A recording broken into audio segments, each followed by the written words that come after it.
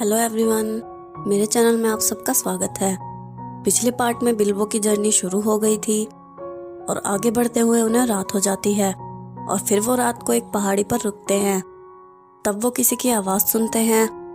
तब बिल्बो उनसे पूछता है कि वो क्या है और किली उसे बताता है कि ये आवाज़ ऑर्क्स की है और वो रात को लोगों पर हमला करते हैं। तब बालिन उन्हें बताता है कि ड्रैगन के एरेबोर पर राज करने के बाद थ्रोर ने बोनो के प्राचीन राज्य मोरिया पर कब्जा करने की कोशिश की, पर उनसे पहले वहां ऑक्स की सेना पहुंच गई थी। तब उन्हें ऑक्स की सेना से लड़ना पड़ा क्योंकि उनका लीडर एज़ोक था और वो सबसे शक्तिशाली ऑर्क था और उसने थ्रोर के वंश को मिटाने की कसम खाई थी और सबसे पहले उसने थ्रोर के सिर को काट दिया और थोरिन के पिता यह देखकर पागल हो गए और गायब हो गए और फिर वो किसी को नहीं मिले। फिर थोरिन ने एज़ोक का मुकाबला किया और उसने उसका हाथ काट दिया और तब ऑक्स एज़ोक को वापस ले गए और तब थोरिन ने अपनी सेना के साथ मिलकर ऑक्स को हरा दिया, पर उनके सारे सिपाही मर चुके थे और अब कुछ ही बोने बचे थे। तब बिल्बो पूछता है कि एज़ोक का क्या हुआ।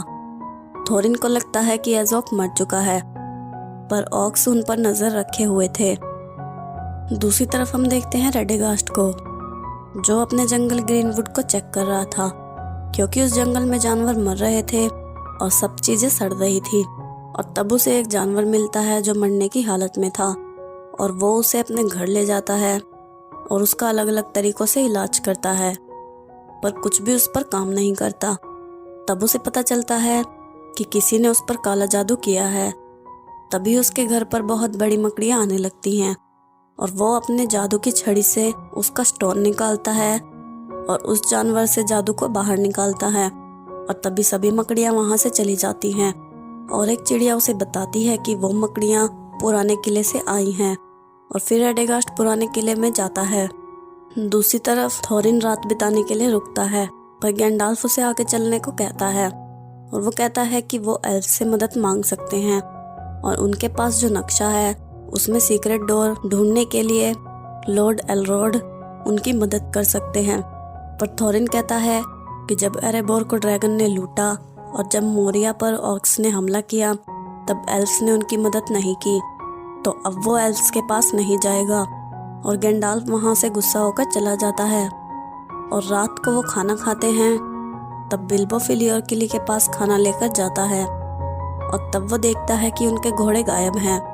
उनके पास 16 थे, पर अब वहाँ सिर्फ 14 ही हैं और उन्हें वहाँ ट्रोल्स दिखते हैं। तब फिली और किली बिल्बो को उनके पीछे जाने को कहते हैं और वो उनके पीछे जाता है, पर घोड़ों की रस्सी खोलने के लिए उसे कुछ तेज धार वाली चीज चाहिए थी और वो ट्रोल के पास एक चाकू देखता है।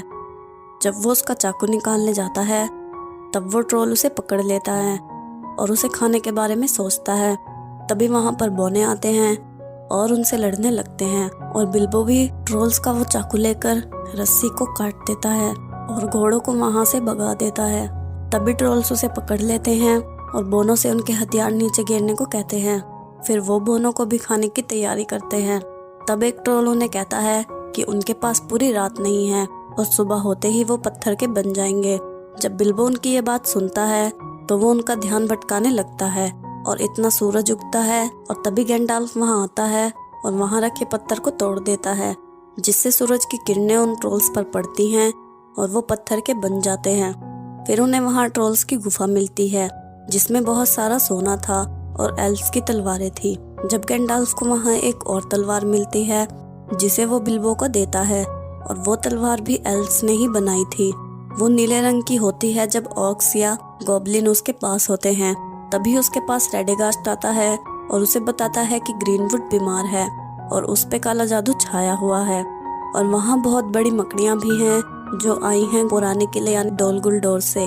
गैंडाल्फ कहता है कि पुराना किला वीरान पड़ा है, पर रेडेगास्ट उसे बताता है कि वो उस किले में गया था और वहाँ ऐसा जादू है जो रूहें बुला सकता है और उसने वहाँ एक पिशाच को देखा है जो कि उनका पुराना दुश्मन भी है। पर गैंडाल्फ उसकी बातों पर यकीन नहीं करता। तब रेडेगास्ट उसे वो तलवार दिखाता है जो उसे पुराने किले से मिली है। तभी ऑक्स उन पर हमला कर दे हैं और तब रेडेगास्ट उनका ध्यान अपनी तरफ खींचता है और बाकी सब वहां से भागते हैं। तब गैंडाल्फ उन्हें एक गुफा में ले जाता है। तभी वहाँ एल्स आते हैं और उन ऑक्स को मार देते हैं और फिर वो बोने उस गुफा में आगे जाते हैं। चलते चलते उन्हें आगे रोशनी दिखाई देती है। जब वो गुफा के बाहर जाते हैं तब वहाँ एल्स का शहर था जिसका नाम है रिवेंडल, और वो उनके शहर में जाते हैं। जब वो वहाँ पहुँचते हैं तब गैंडाल्फ उनसे कहता है कि उसे लॉर्ड एलरोड से मिलना है, पर वो कहते हैं कि लॉर्ड एलरोड वहाँ नहीं है। तभी वो वहाँ आते हैं और सब बोनो को घेर लेते हैं। तब लॉर्ड एलरोड बोनो का स्वागत करता है। फिर वो उन्हें खाना देते हैं और वो गैंडाल्फ से पूछता है कि वो यहाँ क्यों आया है। फिर गैंडाल्फ थोरिन को वो नक्शा लॉर्ड एलरोड को देने को कहता है, क्योंकि वो ही एक ऐसा व्यक्ति है जो उस नक्शे को पढ़ सकता है। पर थोरिन एल्फ से मदद नहीं लेना चाहता था, पर फिर बाद में वो उसे नक्शा दे देता है। और फिर लॉर्ड एलरोड उसे बताता है कि यह नक्शा एक खास दिन चांद की रोशनी में ही पढ़ा जा सकता है और उसकी किस्मत अच्छी है क्योंकि आज वो ही दिन है। और जब चांद की रोशनी उस नक्शे पर पड़ती है तब लॉर्ड एलरोड उसे पढ़ता है और उसमें लिखा था, ग्रेस्टोन के पास खड़ा होना जब पक्षी चहचहाए और डूबता हुआ सूरज ड्यूरिन के दिन की अंतिम रोशनी बने और चमकेगा की होल से, और ड्यूरिन का दिन बोनो का न्यू ईयर होता है। और तब थोरिन कहता है कि ड्यूरिन का दिन आने में ज़्यादा वक्त नहीं है और उन्हें ड्यूरिन के आखिरी दिन सही समय पर सही जगह पर खड़ा होना होगा, तभी वो खुफिया दरवाज़ा खुलेगा।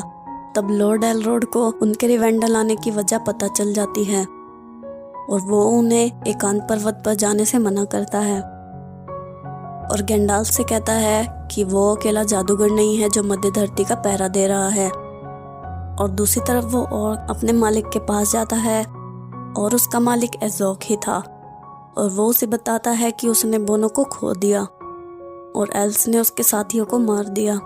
पर एज़ोक कहता है कि उसे एक्सक्यूज नहीं चाहिए और वो सब जगह ये खबर भेजता है कि जो भी बोनो को पकड़ेगा उसको वो इनाम देगा।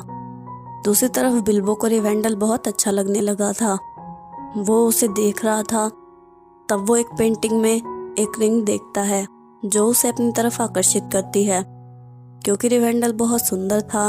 और लॉर्ड एलरोड भी उसे कहते हैं कि अगर वो यहाँ रहना चाहता है तो वो यहाँ रह सकता है।